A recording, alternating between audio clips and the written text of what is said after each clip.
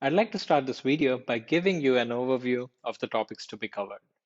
By the end of this tutorial, you should be able to create an account on Polkadot, import an existing account, set a password for signing transactions, send and receive tokens. There are several ways to generate an account on Polkadot. If you're a beginner and you would like to create an account in a secure way, we recommend that you create it using Polkadot JS browser plugin. First things first, make sure you have the Polkadot JS browser extension installed on your browser. When you use it for the first time, you see this note that suggests the extension does not track or transmit any of your account information. You can treat this browser extension as a virtual vault that stores your account keys. The user interface of the browser plugin is pretty minimalistic. Click on the plus button to create a new account. Immediately, you're presented with this mnemonic seed that is randomly generated.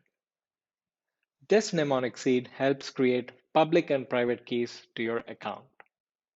If anyone gets access to this mnemonic seed, they will have full access to your account and its tokens.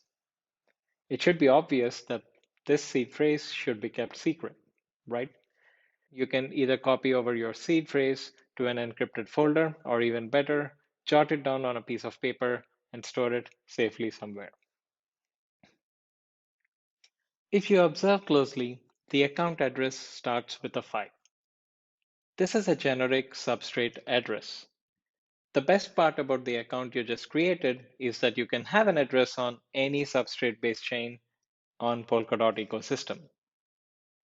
Let's see what your account address would be on Polkadot. There you go. Let's see what it would be on Kusama. There it is. So just with one mnemonic seed, you now have an account address on all the substrate-based chains on Polkadot ecosystem. For now, let us move on and create an account on Polkadot chain. You can give a descriptive name to this account, and this data is stored locally in the browser extension. Even the password you specify here is stored locally.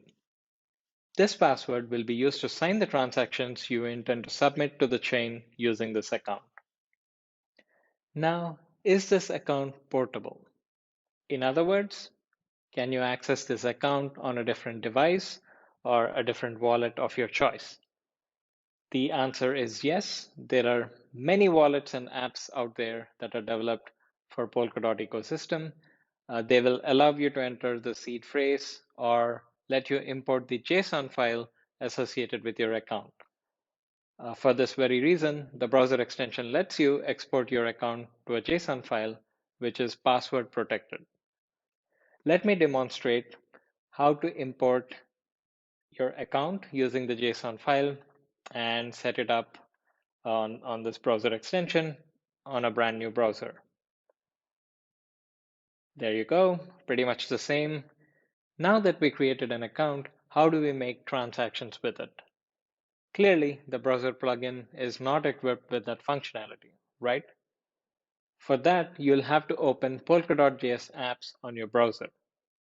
You have to let Polkadot JS apps access your account, and for that reason, you click OK. Right now, the browser extension holds your account information, and you get to choose what websites can have access to that information.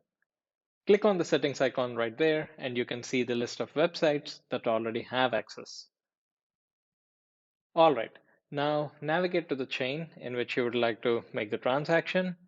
Once you provide the access, your account will be injected. If you already have tokens on your account, they would show up here. As this account was created for this tutorial, currently it has no balance. Okay, I'm going to switch over to a different browser with an extension that has an account with some balance in it. All right, so I'll navigate to the accounts tab and make sure the account is injected and the account balance shows up. I'll click on the send button and now I'll enter the address to which the tokens have to be sent.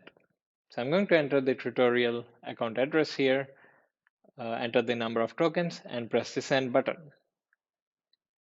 You will be asked to sign this transaction. Remember that we entered a password while setting this account on the browser extension. That needs to be entered here, and there you go.